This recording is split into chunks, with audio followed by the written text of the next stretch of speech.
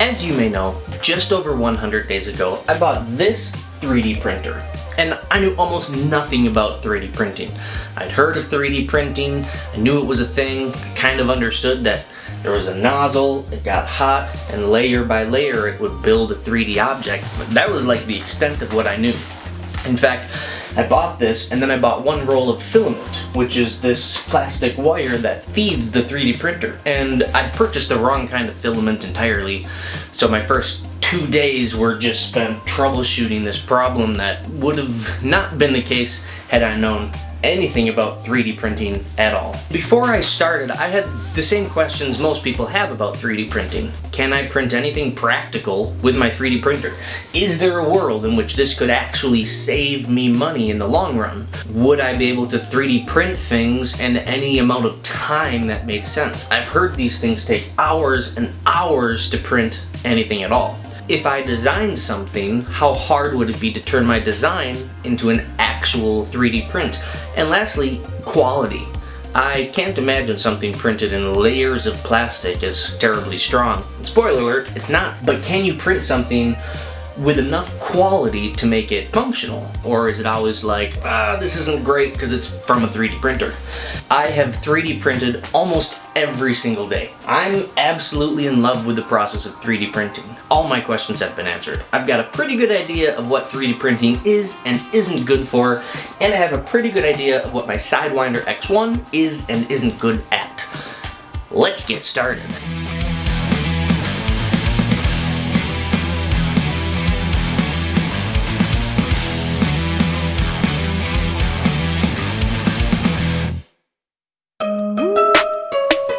So the first question on my mind after I got this set up was, is it practical? What can I print that's actually useful? And I'll tell you what I printed. My first ever actual print was this little privacy lens for the camera on my laptop.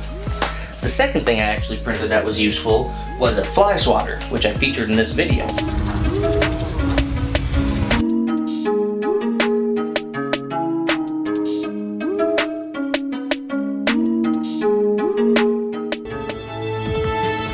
Printed tile spacers for our kitchen tiling project, a few covers for some under cabinet lights, a ruler. I also designed a holder for this Homia brand smoker that I have. And some of these things have been my own designs, but a lot of this has come from places like Thingiverse.com, which is this online library of a ton of 3D printable things that you can download and print for free. Some of the stuff they have here that's really useful are things like I've done for home projects. There's a lot of storage boxes, organizers, USB stick, micro SD card organizers, even 3D printable wallets. There are a lot of games and puzzles that are 3D printable, and all these things together means that you will be able to find things, and you can go look today. If you're thinking about buying a 3D printer, go look at what things you might print. Start liking some of them and saving some of them so that the day you get your 3D printer, you can get right to work. But the number one reason that people have 3D printers, and this doesn't apply to everybody, but is the most useful thing a 3D printer can do, is rapid prototyping. I've been designing these puzzle boxes, which are basically 3D printable toys, and the ability to make a part, print it, and then like 10 or 20 minutes later have a completed 3D print is unbelievable. That's super useful to have an idea, make a model, and then put it in your hands 20 minutes later. This process makes inventing something possible. It's easy to invent something, test something, see how something works, and immediately get that feedback that you crave, that you can't get unless you're holding a part in your hand. Rapid prototyping, if you're an inventor, if you're somebody who thinks they have a lot of really good ideas for stuff around the home, get a 3D printer and learn a little bit of Fusion 360 or FreeCAD. These are free online programs with amazing YouTube series of how to learn how to use these CAD modeling programs, which allow you to make 3D things that you can then print from your 3D printer. Alright, now I'm going to talk about a few things that aren't perfect about 3D printing. Some of the cons. it is a time-consuming process. There's two parts to this. I'm only going to talk about the part of actually printing. If your printer is set up correctly, actually printing some of these things takes a while. Printing that fly swatter took me 3 hours. Printing these little pieces for my puzzle box usually takes 10 to 30 minutes per part. Printing the covers for my lights to go under my cabinets, that was like a 6 to 8 hour process. That Homia smoker I talked about earlier, the holster for all the things that you see, that was about a 28-hour long print.